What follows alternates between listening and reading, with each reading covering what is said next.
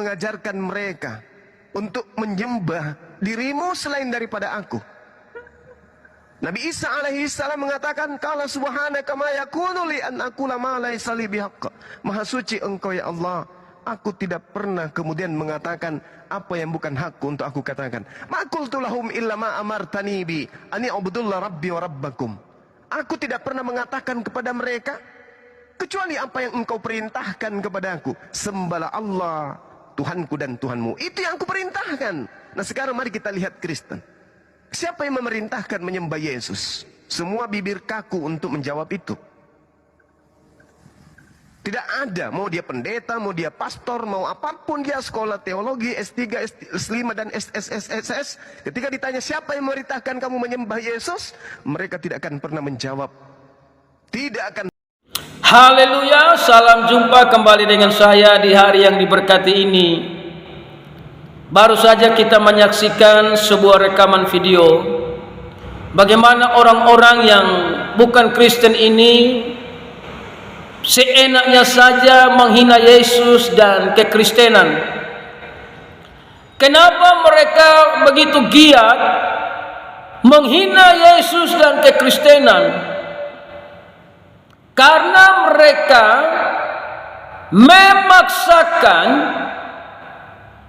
bahwa Isa itu seorang nabi dan tidak perlu menyembah dia sebagai Tuhan berdasarkan kitab suci mereka. Nah, ini adalah kebodohan bagi dunia. Bagaimana saudara memaksakan Isa itu adalah Yesus, sementara Isa itu ada di zaman Musa.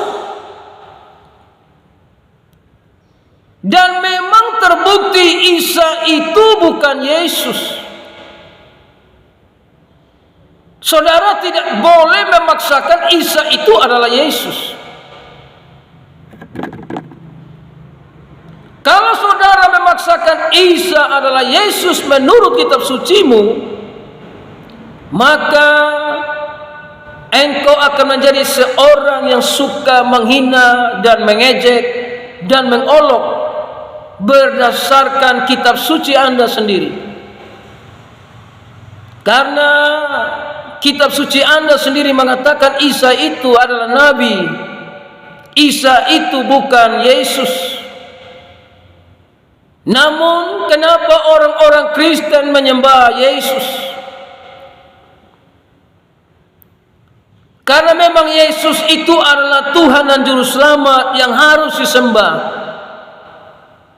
Tidak ada satu nabi di kolong langit yang berkata, "Akulah jalan dan kebenaran dan hidup."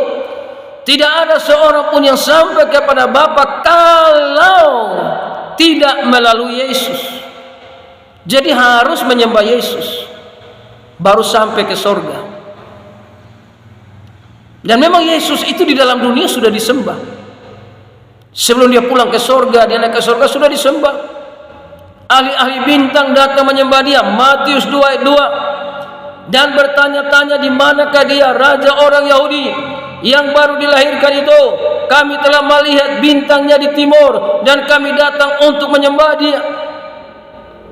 Sejak Yesus lahir sudah ada penyembahan kepada dia. Ahli-ahli bintang ini tahu siapa itu Yesus yang dilahirkan. Makanya saudaraku, Matius 11 tadi, Matius 2 ayat 11 tadi, maka masuklah mereka ke dalam rumah itu dan melihat anak itu bersama Maria ibunya, lalu sujud menyembah dia. Jadi orang-orang Majus ini sujud menyembah Yesus yang adalah Mesias, yang diberi nama Yesus artinya Tuhan menyelamatkan manusia atau juru selamat.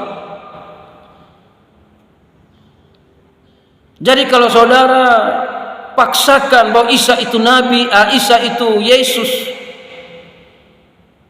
ini kesalahan besar menurut firman Allah. Karena Yesus itu bukan Isa. Ada orang bertanya bagaimana dengan gereja Isa Al-Masih? Itulah salah pendiri yang tidak memahami tentang kebenaran firman Allah. Namun kita tidak protes ke sana, itu urusan dia. Namun kalau saudara mengatakan orang Kristen ini menyembah Yesus padahal tidak ada perintah menyembah Yesus. Yesus itu adalah firman yang jadi manusia dengan keajaiban-keajaiban yang membuktikan dia adalah Allah. Makanya kita harus menyembah dia di dalam roh dan kebenaran. Matius 8 ayat 2, maka datanglah seorang yang sakit kusta kepadanya, lalu sujud menyembah dia dan berkata, Tuhan, jika Tuhan mau, Tuhan dapat mentahirkan aku. Jadi Yesus itu ada yang panggil Tuhan, ada yang panggil Tuhan. Itu tidak mengurangi dia sebagai juru selamat. Karena posisinya sebagai manusia, orang bisa memanggil dia Tuhan, tapi dengan keajaiban-keajaiban yang dia buat, orang juga memanggil dia Tuhan. Sehingga Yesus selagi dalam dunia itu sudah datang orang-orang menyembah dia. Dia tidak melarang, oh jangan menyembah saya karena saya cuma seorang manusia, cuma seorang nabi. Yesus tidak pernah melarang itu. Jadi untuk apa saudara larang kami menyembah Yesus? Orang sejak dari dulu tidak ada yang larang kok. Banyak orang menyembah dia selagi dia masih dalam dunia. Apatah lagi dia sudah mati dan bangkit naik ke sorga, tinggal di sorga, menyiapkan tempat bagi orang-orang yang percaya kepadanya. Layaklah dia disembah. Kecuali dia tidak mati, kecuali dia mati dan tidak bangkit dari kematian. Nah itulah yang salah. Ngapain kami menyembah tulang belulang di dalam kuburan?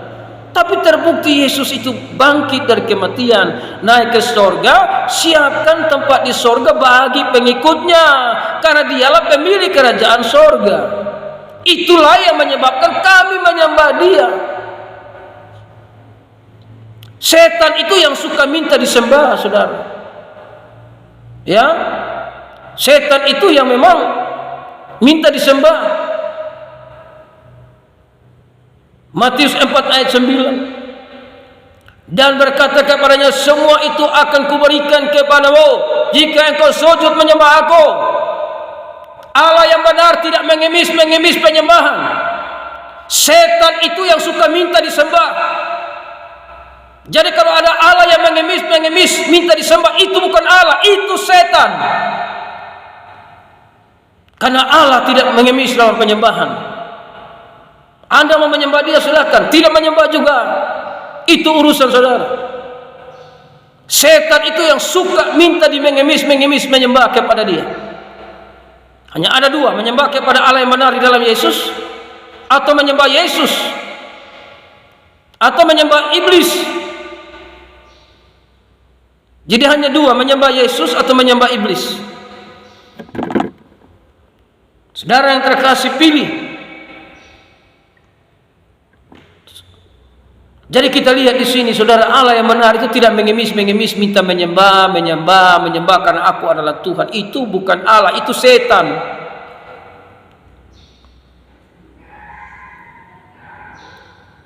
Saudara lahir tahun berapa? Yesus ada tahun berapa? Orang-orang yang ada di zaman Yesus datang menyembah Yesus.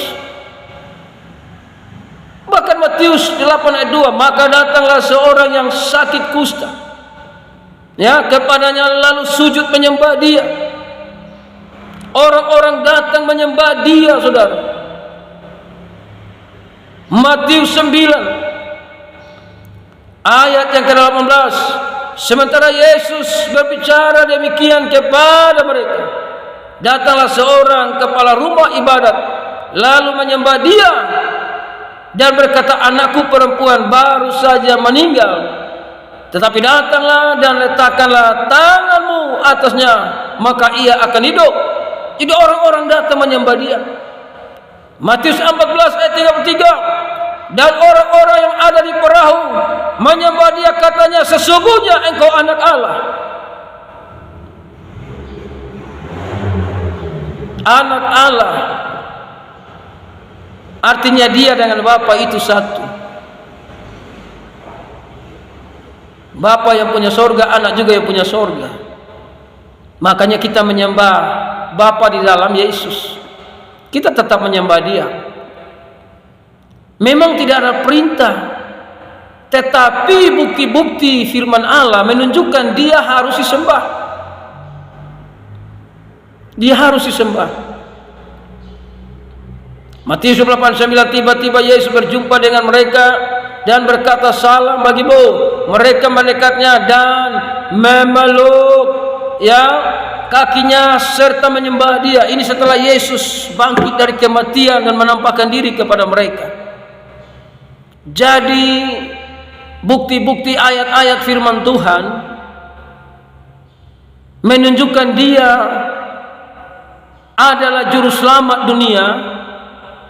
Maka kita harus menyembah dia yang punya sorga, dia yang memiliki pemilik kehidupan yang kekal itu, saudara. Jadi saudaraku yang terkasih, janganlah engkau memaksakan kehendakmu dan berkata Isa adalah Yesus, Yesus adalah Isa. Beda jauh. Ya, jelas-jelas Yesus itu juru selamat, Isa itu nabi yang ada di zaman Musa. Oke, Tuhan Yesus memberkati saudara. Haleluya.